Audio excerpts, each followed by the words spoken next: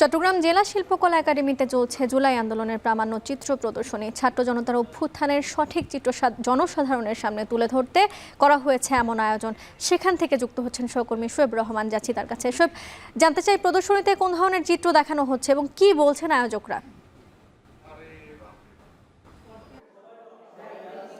বর্ণা, জুলাই আন্দোলন যেই ঘটনা প্রবাহ, পুরো ঘটনা প্রবাহই কিন্তু এই চিত্র প্রদর্শনীতে তুলে ধরা হয়েছে। বিশেষ করে জেলা শিল্পকলার যে আর্ট গ্যালারি রয়েছে, সেই আর্ট গ্যালারিতে স্থির চিত্র প্রদর্শনী হচ্ছে এবং একই সাথে শিল্পকলার যে অডিটোরিয়াম রয়েছে সেখানে কিন্তু কিছুক্ষণ আগেই ভিডিও চিত্র বা প্রামাণ্য চিত্র দেখানো হয়েছে। এবং সেখানে আমরা দেখেছি যে একেবারে 2018 সালে কোটা আন্দোলন থেকে শুরু করে 2024 সালের যে জুলাই গণ অভ্যুত্থান, সেই গণ অভ্যুত্থানের প্রতিটি চিত্রই কিন্তু তুলে ধরা হয়েছে। এবং সেই জুলাইয়ের আন্দোলনে নারী শিক্ষার্থী থেকে শুরু করে সাধারণ শিক্ষার্থীদের উপরে যেভাবে হামলা করা হয়েছিল সেই চিত্র কিন্তু তুলে ধরা হয়েছে। এবং সেই সাথে যে চিত্রটি আসলে সকলের মনে দাগ কেটেছে, একটি রিকশায় এক তরুণ আন্দোলনকারীর মরদেহ, সেই চিত্রগুলোও কিন্তু এখানে ফুটিয়ে তোলা হয়েছে। এবং একই সাথে পাশাপাশি যেই আইনশৃঙ্খলা বাহিনীর কী ধরনের ভূমিকা ছিল সেই চিত্রগুলোও কিন্তু এখানে তুলে ধরা হয়েছে। অর্থাৎ একেবারে আন্দোলনের শুরু থেকে শেষ পর্যন্ত জুলাই আন্দোলনে কার কী ভূমিকা ছিল, কারা কোন ভূমিকা অবতীর্ণ হয়েছিলেন, সবগুলো কিন্তু এখানে তুলে ধরা হয়েছে। এবং আয়োজকরা বলছেন যে এর মাধ্যমে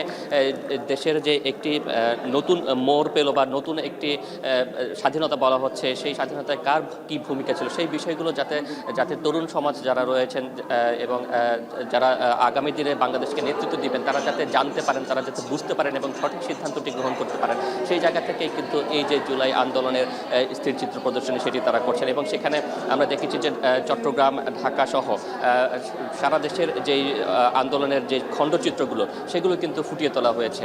বিশেষ করে জুলাইয়ের যে আন্দোলন সেটি কিন্তু মধ্য জুলাই থেকে সহিংসতায় রূপ নেয় এবং তারপর থেকেই বিভিন্ন সময় গণমাধ্যমে কিন্তু নানান বিষয়গুলো উঠে এসেছে এবং সেই চিত্রগুলোই কিন্তু সংগ্রহ করে এবং সেই চিত্রগুলোর বর্ণনা করে কোন তারিখে কী ধরনের কর্মসূচি দেওয়া হয়েছিল সেই বিষয়গুলো কিন্তু এখানে দেওয়া হয়েছে। যেমন আপনি দেখতে পাচ্ছেন যে জুলাইয়ের 18-19 তারিখ সর্বাত্মক অবরোধের ঘোষণা দিয়েছিল ছাত্র জনতা এবং এভাবে কোন তারিখে কী ধরনের আন্দোলন ছিল এবং সেই সময়ে কাদের কী ভূমিকা ছিল। আপনি দেখতে পাচ্ছেন যে এখানে দুই যুবককে দেখা যাচ্ছে ধারালো অস্ত্র হাতে, তারা কিন্তু বৈষম্য বিরোধী ছাত্র আন্দোলনের যারা অংশ নিয়েছিলেন তাদের উপরে হামলে পড়েছিল।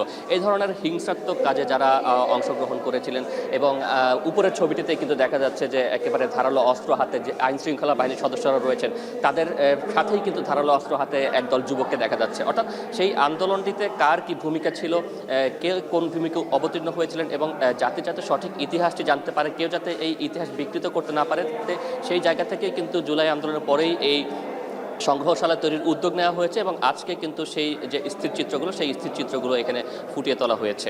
বর্ণা। চট্টগ্রাম শিল্পকলা একাডেমি থেকে যুক্ত ছিলেন শোয়েব রহমান।